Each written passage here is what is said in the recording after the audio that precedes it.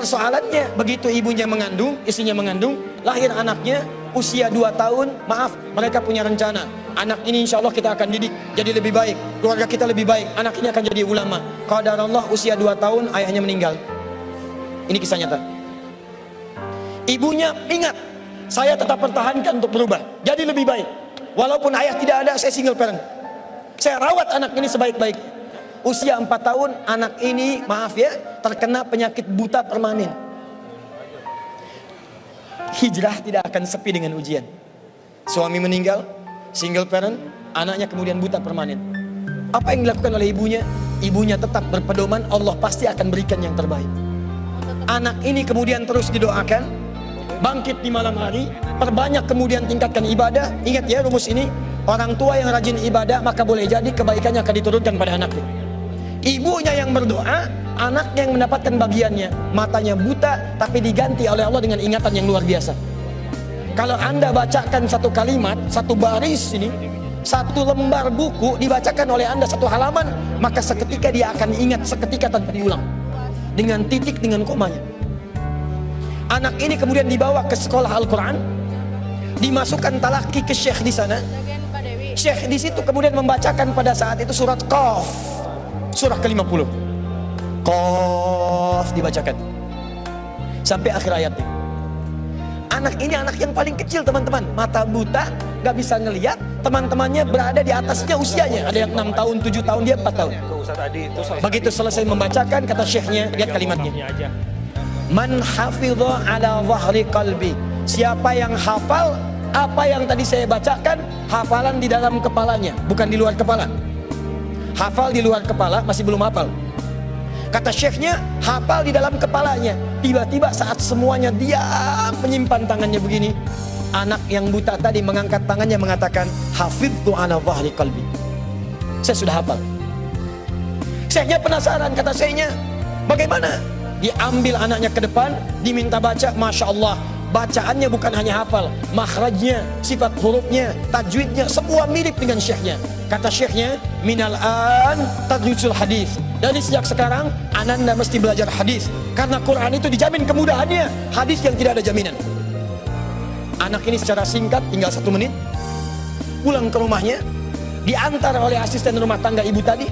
Begitu nyampe di rumahnya, wajahnya gembira, mengatakan pada ibunya, Ummi, ibu, tadi saya dipuji oleh saya begini, ada kejadian begini, saya seperti ini. Kata anak ini, minal an uridul hadis, ma, sekarang saya pengen belajar hadis. Kata ibunya, ya bunayya iktafi bil Quran, anakku sayang, kamu punya keterbatasan, supaya kamu nggak capek sekarang Quran dulu, baru setelah itu hadis. Kata anaknya, lah, dia percaya pada gurunya, dia percaya pada keyakinannya, dia katakan, ma, saya pengen belajar hadis. Dia tinggalkan ibunya sambil meraba jalan begini ke kamarnya. Perhatikan baik-baik. Begitu ibunya melihat, ingat kemudian dengan suaminya, ingat tentang rencana mereka, ingat tentang mereka punya rencana masuk surga bersama-sama. Teman-teman, ibunya langsung masuk ke dalam kamar, dia bentangkan sajadahnya di mihrabnya, dia salat 2 rakaat, dia bermohon kepada Allah. Saat sujud itulah dia tumpahkan segala keinginannya. Perhatikan kalimatnya. Rahasianya ada di Quran surah ke-17 ayat 110 sampai dengan 111, paling kanan sebelah atas. Ya Allah yal basir, yalladzi ala kulli syai'in qadir, a'id basirat ibni. Saya mau akhiri. Ketika tumpah air matanya dia katakan, ya Allah yang maha melihat, mohon kembalikan penglihatan anak saya. Yal basir, yalladzi ala kulli syai'in qadir, a'id basirat ibni. Begitu mengatakan kalimat itu, capek ketiduran. Kemudian pada saat itulah anaknya sedang mengulang surat Qaf di kamarnya. Begitu ibunya mengatakan ya basir, anaknya sampai pada ayat ke-22. Laqad kunta fi ghaflatin min hadza fakashafna 'anka ghita'aka wa basaruka al-yawma hadid. Ibunya menyebut ya basir, anaknya sampai di ayat wa basaruka al-yawma hadid. Dulu pandanganmu tertutup, sekarang kami akan buka, kamu akan melihat setelah ini dengan setajam-tajamnya. Ayat ini sebetulnya kemuliaan akhirat, tapi diturunkan mendapatkan kemuliaan dunia. Tiba-tiba setelah baca ayat ini, ibunya berdoa, bersamaan kalimatnya, tiba-tiba terbuka pandangannya. anak ini bisa melihat kembali. Saking kagetnya dia lompat, dia kejar ibunya. Ummi laqad ra'ait. Ma, saya bisa lihat lagi. Ma, saya bisa lihat lagi. Ibunya kaget kemudian terbangun. Dia peluk anaknya, dia katakan, "Nah, mungkin kamu melihat bukan dengan hatimu.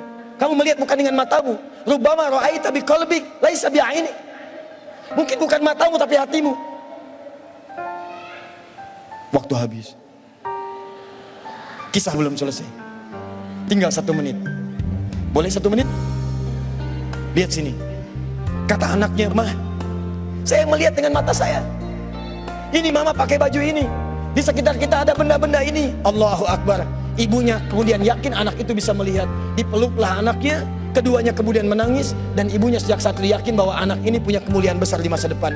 Maka disekolahkanlah kemudian tempat-tempat terbaik. Belajar hadis terbaik. Diingat segalanya. Cepat luar biasa. Anak ini kemudian dikenal dengan luar biasa di masa depan. Nama anak ini adalah Muhammad. Bapaknya yang meninggal namanya Ismail.